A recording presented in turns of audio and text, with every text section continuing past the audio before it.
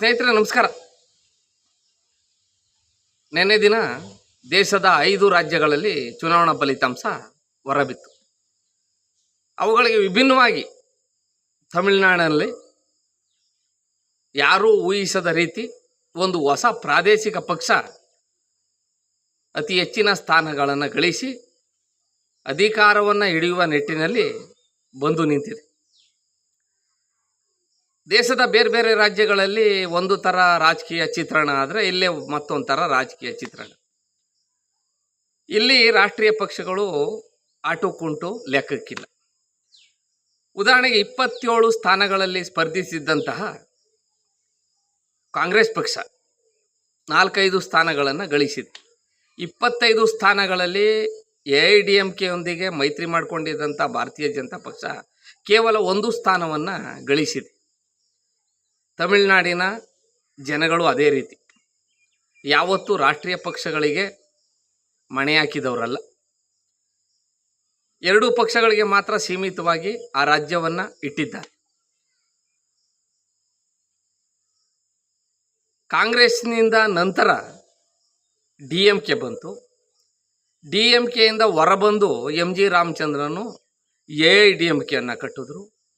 ಅದಾದಮೇಲೆ ಅದರ ಉತ್ತರಾಧಿಕಾರಿಯಾಗಿ ಜಯಲಲಿತಾ ಅವರನ್ನು ನೇಮಕ ಮಾಡಿದ್ರು.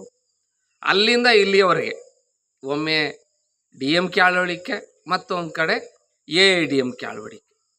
ಕಳೆದ 10 ವರ್ಷಗಳಿಂದ DMKನೇ ಇತ್ತು. ಕಾರಣ ಜಯಲಲಿತಾರವರ ಅಕಾಲಿಕ ಸಾವು.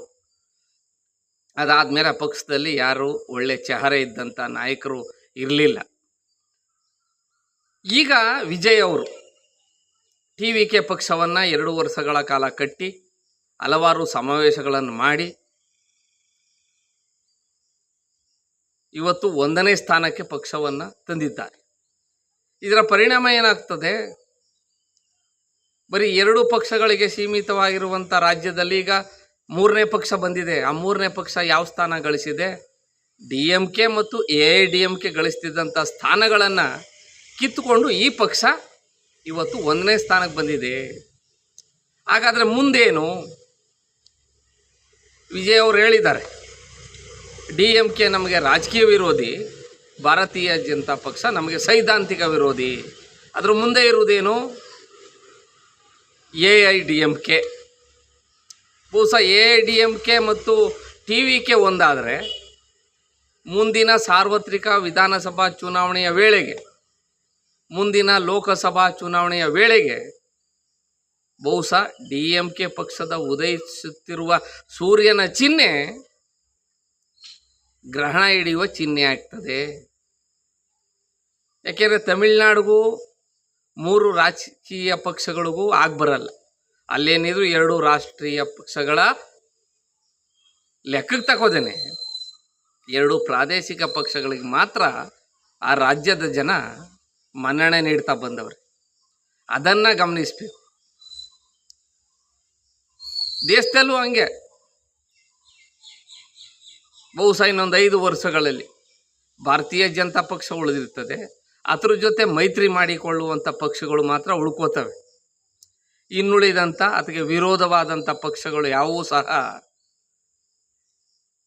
ಉಳಿದುಕೊಳ್ಳೋದಕ್ಕೆ ಸಾಧ್ಯವಿಲ್ಲದಂಥ ಪರಿಸ್ಥಿತಿ ರಾಜ್ಯದಲ್ಲಿ ಬರ್ತದೆ. ಒಂದಾನೊಂದು ಕಾಲದಲ್ಲಿ 20 ರಾಜ್ಯಗಳಿರುವಾಗ 14-15 ರಾಜ್ಯಗಳಲ್ಲಿ ಕಾಂಗ್ರೆಸ್ ಪಕ್ಷದ ಆಳ್ವಿಕೆ ಇತ್ತು. ಅಂಥ ವಾತಾವರಣ ಇವತ್ತು ದೇಶದಲ್ಲಿ ಭಾರತೀಯ ಜನತಾ ಪಕ್ಷದ ಆಳ್ವಿಕೆಯಲ್ಲಿ ಬಂದಿದೆ. ಪಶ್ಚಿಮ ಬಂಗಾಳದಂಥ ರಾಜ್ಯದಲ್ಲೇ ಅದು ಅಧಿಕಾರವನ್ನು ಹಿಡಿದಿದೆ ಅಂದರೆ ದಿವಂಗತ ವಾಜಪೇಯಿಯವರ ಕನಸು ಅದು. ಶ್ಯಾಮ್ ಪ್ರಕಾಶ್ ಮುಖರ್ಜಿಯವರ ಕನಸು. ಒಂದಾನೊಂದು ಕಾಲದಲ್ಲಿ ನಾವು ಪಶ್ಚಿಮ ಬಂಗಾಳದಲ್ಲೂ ಸಹ ನಮ್ಮ ಪಕ್ಷದ ಬಾವುಟವನ್ನು ಆರಿಸ್ತೀವಿ ಅಂತಿದ್ರು. ಅದು ಆ ಪಕ್ಷದ ಬಾವುಟ ನೆನ್ನೆ ಆರಿದೆ.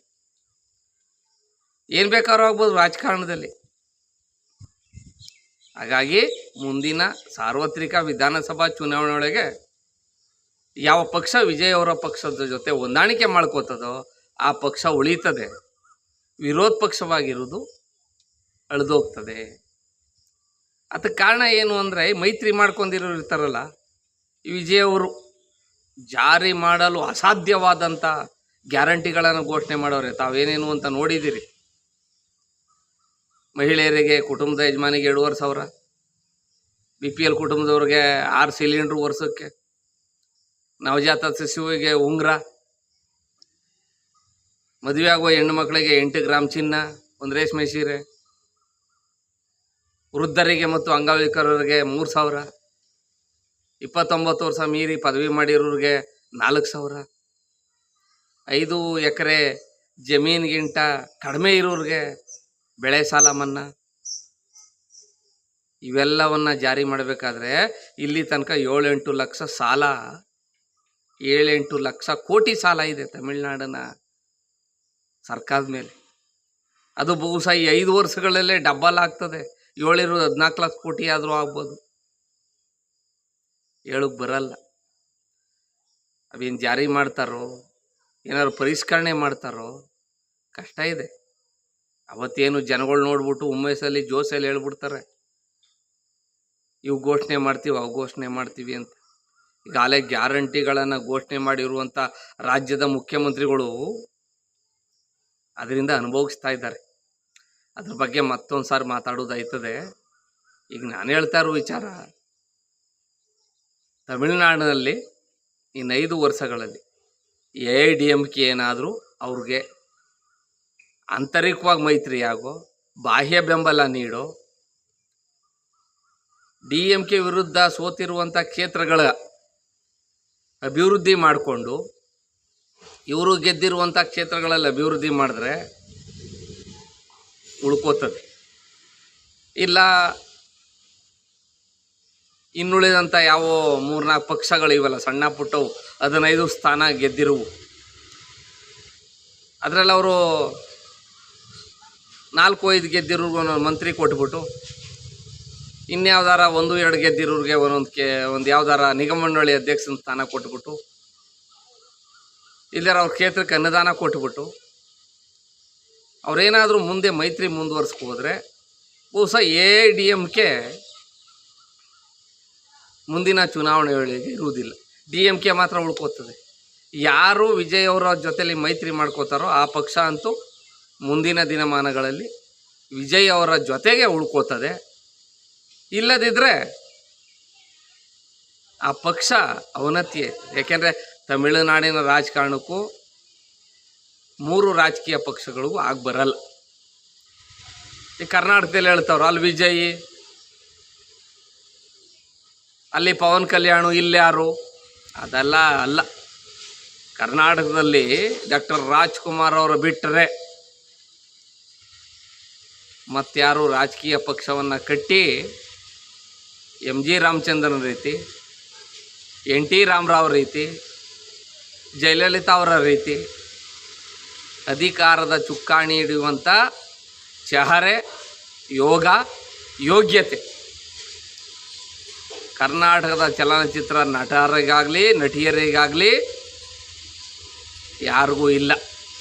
ಅವರೇನಿರು ಚುನಾವಣೆ ಬಂದಾಗ ಬೇಕಾದವ್ರಿಗೆ ಹೋಗಿ ಚುನಾವಣಾ ಪ್ರಚಾರ ಮಾಡ್ತಾರೆ, ಒಂದಷ್ಟು ದುಡ್ಡು ಕೊಟ್ಟರೆ ಈಸಿ ಅಕೌಂಟ್ಗೆ ಹಾಕೋತಾರೆ. ಅಷ್ಟು ಮಾತ್ರ ಕರ್ನಾಟಕದ ಚಲನಚಿತ್ರ ನಟ ನಟಿಯರ ಯೋಗ್ಯತೆ ಅಷ್ಟೇ.